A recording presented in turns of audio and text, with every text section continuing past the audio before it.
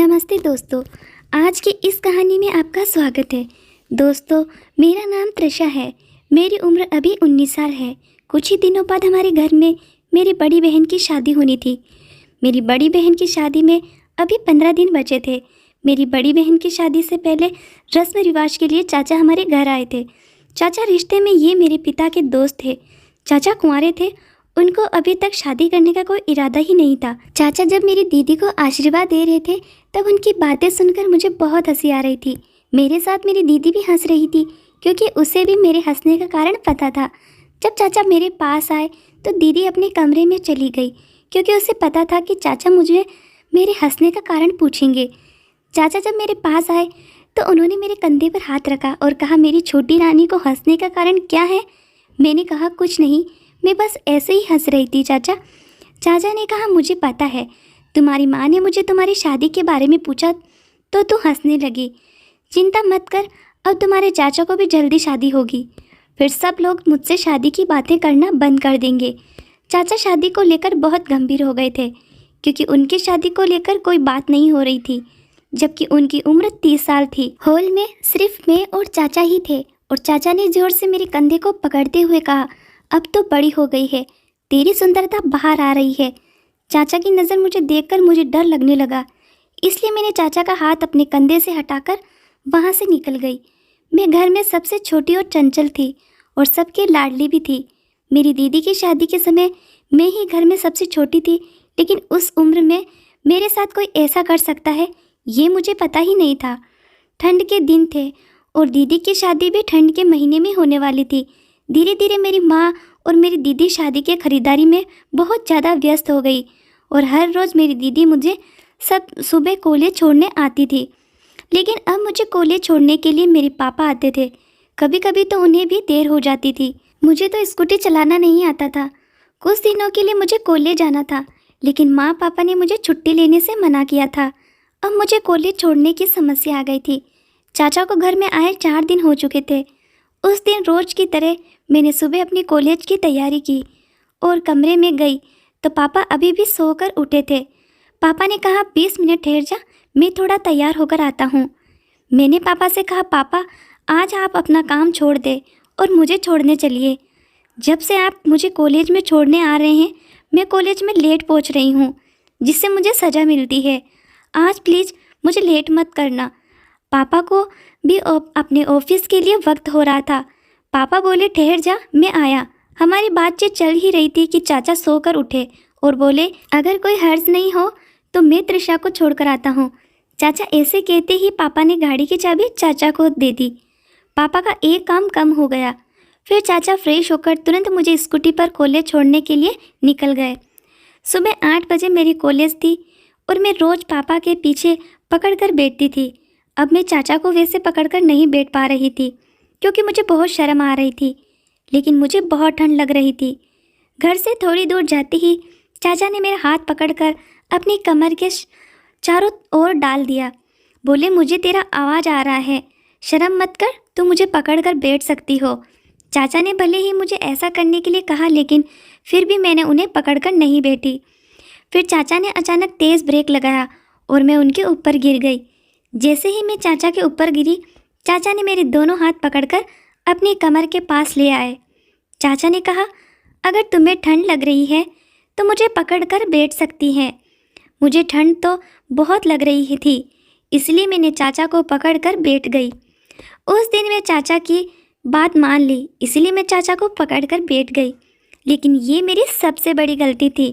चाचा ने कहा था कि ठंड से बचने के लिए है, लेकिन इस पर मैंने ध्यान नहीं दे पाई।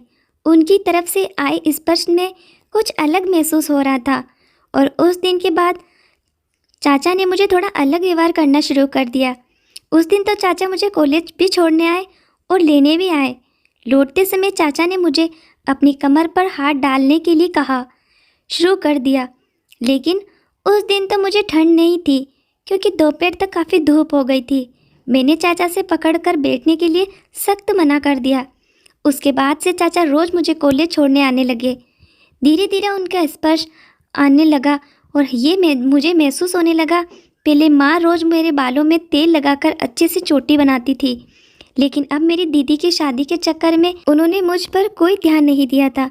पिछले कुछ दिनों से मैं खुले बालों में ही जाना कॉलेज शुरू कर दिया था और अब मेरे बाल बेदर्दी लगने लगे थे।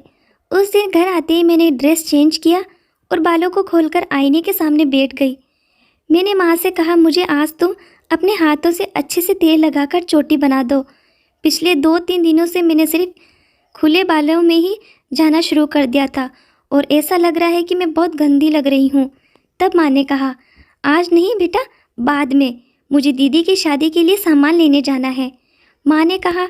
और फिर वे दीदी के साथ मार्केट चली गई। मुझे तो बालों की चोटी बनाने का समय नहीं मिला, इसलिए मैं अपने कमरे में चली गई। लेकिन चाचा भी मेरे पीछे मेरे कमरे में आ गए। चाचा ने कहा, त्रिशा, जो काम तेरी माँ ने नहीं किया वे मैं कर सकता हूँ। चाचा की नज़र मुझे आशाएं करने लगी थी। चाचा की मदद लेने से मना किया, लेकिन चाचा ने मुझे बिस्तर के किनारे बैठने को कहा और मेरे बालों में तेल लगाना शुरू कर दिया।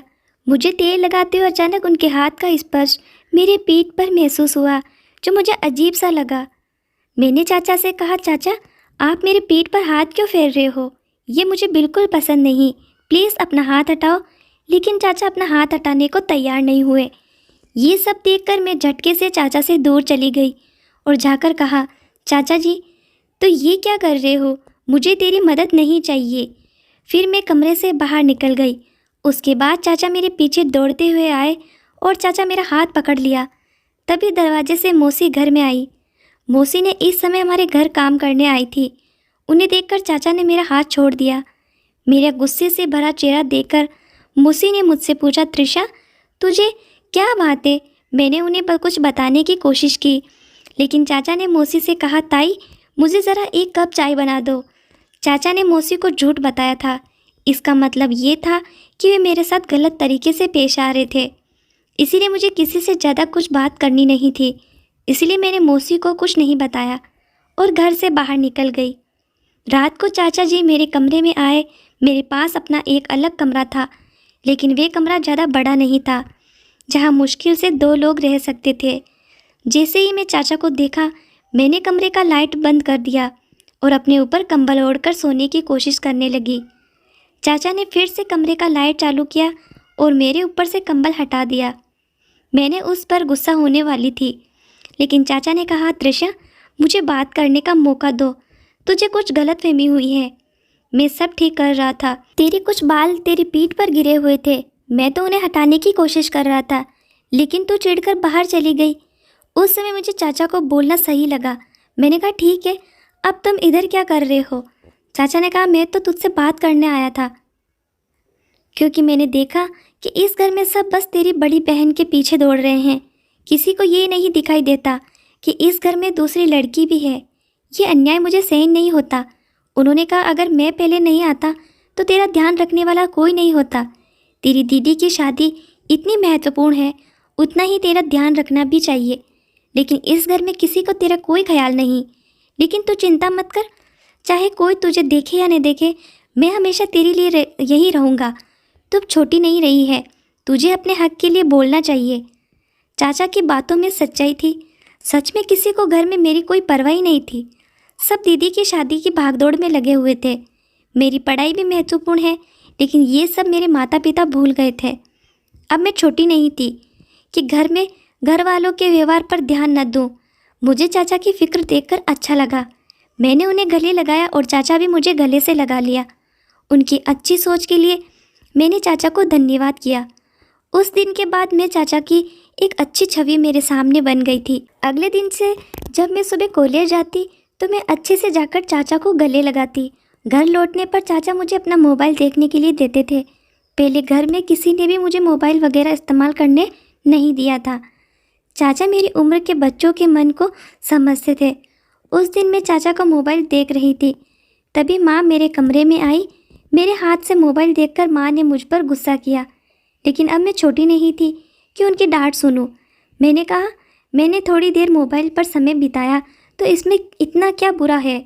उस दिन मैंने माँ के साथ उलटफेर कि अब मैं चाचा के साथ ज़्यादा समय बिताने लगी थी। मुझे तो ऐसा लगने लगा था कि चाचा मेरे दोस्त हैं। अब हमारी दोस्ती अच्छी हो गई थी। चाचा मुझे बहुत प्यार करते थे। छोटी छोटी बातों पर मुझे लाड प्यार करते और मेरी होशियारी की भी तारीफ़ करते। मुझे ये सब बहुत अच्छा लगता। चाचा मेरे लिए एक अच्छे दोस्त बन गए थे, लेकिन चाचा सब झूठी सहानुभूति दिखा रहे थे, क्योंकि चाचा मेरे साथ कुछ गलत करने की सोच रहे थे जिसकी मुझे कोई जानकारी नहीं थी। जब छुट्टी थी तो मैं 9 बजे उठी और मैंने देखा कि सब लोग नाश्ता करके अपने अपने काम में लग चुके थे। उस समय घर में सिर्फ चाचा और मैं ही थे। मैं नहाकर अपने कमरे में आ रही थी। चाचा अचानक कमरे में आए। उन्हें देखकर मैं पर्दे के पीछे जाकर छिप गई और कहा, चाचा थोड़ी देर के लिए आप बाहर ही रहो, मैं चेंज करके आती हूँ। लेकिन चाचा ने मेरी बात न मानते हुए कमरे में आकर मेरा हाथ पकड़ लिया और मुझे पर्दे के पीछे से बाहर ले आए। चाचा ने कहा, त्रिशा मैंने पहले ही तुझे कहा है कि तुझे मुझसे शर्माने की कोई ज़रूरत नहीं है। लगता है तू मुझे अपना नहीं मानती। चाचा ने कहा, अगर तुझे मेरे ऊपर विश्वास नहीं है तो मुझे अपना काम करने दे, मैं तेरे बाल संवार देता हूँ। उस समय शर्ट पैंट में थी। चाचा मेरे बाल संवारने लगे, लेकिन चाचा का हाथ उस तरह से चल रहा था जिसे मुझे अच्छा महसूस नहीं हो रहा था। मुझे चाचा की मदद लेने में शर्म आने लगी थी।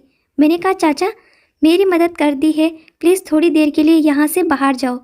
लेकिन चाचा मेरी सुंदरता की तारीफ़ करने लगे। चाचा ने मेरे कंधे पर हाथ रखा और मुझे ऊपर से नीचे तक देखने लगे। मुझे लग रहा था क्योंकि नज़रें मेरे लिए गलत है। मैं चाचा की नज़र से घबराने लगी और बार बार उनसे बाहर जाने को कहती रही, लेकिन वे मेरी बात सुनने को तैयार नहीं थे। तभी अचानक मेरे पिता की आवाज़ बाहर से आई।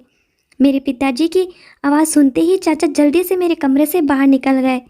इसके बाद 15 दिन बीत गए। धीरे धीरे घर में और भी मेहमान आने लगे थे। मेहमानों की भीड़ बढ़ गई थी और उनके बैग मेरे कमरे में आ गई थी। उस रात माँ चाचा को मेरे कमरे में सुलाने आई। उन्होंने कहा, बाहर हॉल में बाकी मेहमान सो रहे हैं, चाचा को बाहर ठंड लगती है तो तू उसे अपने कमरे में सोने दे। मैं बिना कुछ सोचे समझे चाचा को अपने कमरे में सोने के लिए तैयार किया, लेकिन उस रात चाचा मेरे साथ कुछ अजीब करने वाले थे। ऐसा मुझे नहीं पता था। चाचा मेरे पास आकर लेटे। मेरे पास आकर अपनी चादर ओढ़ने के बावजूद उन्होंने मेरे कंबल के अंदर घुसने की कोशिश की। चाचा मुझसे बोले, मुझे बहुत ठंड लग रही है, और वे मेरे कंबल में घुसने लगे। जैसे ही चाचा मेरे कंबल में आए, मुझे चाचा का व्यवहार कुछ अजीब सा लगा। चाचा ने धीरे धीरे मुझे प्यार से बुलाना शुरू किया, लेकिन अब मुझे ये सब ठीक नहीं लग रहा था। थोड़ी देर में उन्होंने अजीब तरीके से मेरे शरीर पर हाथ फेरना शुरू कर दिया। मुझे समझ नहीं आ रहा था कि क्या हो रहा है। अचानक चाचा ने मेरे कमर पर चिमटा काटा, जिसे मैं ज़ोर से चिल्लाई। मैं उठने की कोशिश कर रही थी, लेकिन चाचा मुझे बिल्कुल हिलने नहीं दे रहे थे। चाचा ने कहा, इस घर में तेरा अच्छे से ख्याल सिर्फ मैं ही रखता हूँ, अब तो बड़ी हो गई है, जो बड़े होते हैं वे ऐसे ही करते हैं, ये सब तेरे घर वाले तुझे नहीं बताएंगे, चुप रह और आनंद ले। चाचा के शब्द मुझे सही नहीं लग रहे थे। मुझे ऐसा लग रहा था कि वे कुछ गलत करने जा रहे हैं, जबकि मैं उन्हें अपने से दूर करने की कोशिश कर रही थी। चाचा ने मेरा मुंह बंद करने की कोशिश की और मेरी कमर पर हाथ फेरने लगे। मुझे समझ में नहीं आ रहा था कि उन्होंने क्या चाहिए। तब मैंने उनके हाथ पर जोर से काटा और जोर से चिल्लाने लगी। मेरी चीख शायद मेरी दीदी के कानों तक पहुंच गई थी। तभी दीदी मेरे कमरे में आई। चाचा को मेरे बगल में देखकर उन्हें कुछ समझ में आ गया था।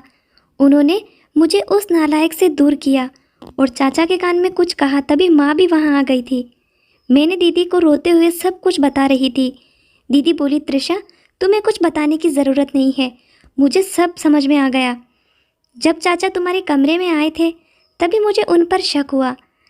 दीदी माँ को चुप रहने के लिए कह रही थी, लेकिन दीदी गुस्से में हो गई। उन्होंने कहा, माँ अब मेरा मुंह मत बंद करवाओ। मुझे कुछ साल पहले मैं भी ऐसी ही चीज़ों से गुजरी हूँ। वे चीज़ आज भी मेरे मन में ताज़ा है। जब मैं 14 साल की थी, एक मेहमान ने मुझे भी ऐसे ही कुछ करने की कोशिश की थी, लेकिन उस समय तुमने मुझे चुप रहने के लिए कहा था। मैं तो खुद के लिए आवाज़ नहीं उठा सकी, लेकिन अपनी बहन के साथ अन्याय नहीं होने दूंगी। जो लोग हमारी आंखों में बुरी नज़र डालते हैं उन्हें सज़ा ज़रूर मिलनी चाहिए। ऐसे बदमाश सिर्फ बाहर ही नहीं बल्कि अपने ही घर में भी होते हैं। माँ तुम किसी से डर रही हो। तब माँ ने दीदी को मुंह बंद करने की कोशिश की और बोली, अगर ये बाहर किसी को पता चला कि त्रिशा के साथ ऐसी घटना हुई है तो आगे उसकी शादी में समस्याएं आ सकती हैं। इसीलिए मैंने तुम्हें चुप रहने को कहा था। तुम्हारी अच्छी जगह पर शादी हो गई, वरना तुम्हारी बदनामी हो जाती। आज भी तुम घर के कोने में बैठी रहती। अगर लोगों को पता चलेगा कि किसी लड़की के साथ ऐसा हुआ है तो समाज में लड़की की बुरी नज़र से देखा जाता है। माँ का ये सुनकर दीदी को और भी गुस्सा हो गए और वे जोर से बोली, माँ, तुम जैसे कम पढ़े लिखे माता पिता के कारण ही लड़कियों पर अत्याचार होते हैं। आज त्रिशा के साथ भगवान की कृपा से ज़्यादा बुरा नहीं हुआ, लेकिन अगर कुछ बुरा होता तो क्या तुम फिर भी चुप रहती? इस समाज में अत्याचार का शिकार हुई लड़कियों को बुरी नज़र से देखा जाता है, तो जो व्यक्ति ऐसा करता है उसे समाज में घूमने का कोई हक नहीं है। तुम मेरी माँ हो, लेकिन मैं तुम्हारे विचारों से सहमत नहीं हूँ। मैं इस नालायक के खिलाफ पुलिस में शिकायत करने जा रही हूँ। दीदी मुझे लेकर पुलिस स्टेशन जाने लगी। इस बार पापा ने भी हमारा साथ दिया और बाकी रिश्तेदारों ने भी दीदी की बात सुनी और समझी। सभी ने उसे नालायक चाचा को सज़ा देने का समर्थन किया। उस समय माँ को समझ में आया कि वे किसी पुरानी सोच में जी रही है। चाचा ने मुझे अपने मीठे बोल में लेकर मेरे परिवार के खिलाफ भड़काने की कोशिश की थी और मेरी सहानुभूति हासिल करने की कोशिश की थी। उस समय मुझे उस नालायक की असली नज़र समझ में आई थी, लेकिन आखिरकार मेरे परिवार ने मेरा साथ दिया। सच में माँ और अपनी बेटी को जैसे ही बड़ी होती है उस गुड टच और बैड टच के बारे में समझाना चाहिए, लेकिन कुछ माता पिता इस बारे में बात करने में शर्माते हैं या फिर उन्हें इस बारे में ज्ञान नहीं होता। आजकल के इस दौर में ऐसे लोगों से सतर्क रहना बेहद ज़रूरी है, क्योंकि ऐसे लोग अक्सर हमारे करीब होते हैं। तो दोस्तों, आपको ये कहानी पसंद आई हो तो इसे लाइक करें और अपने दोस्तों के साथ शेयर करें और चैनल को सब्सक्राइब ज़रूर कर दें। धन्यवाद।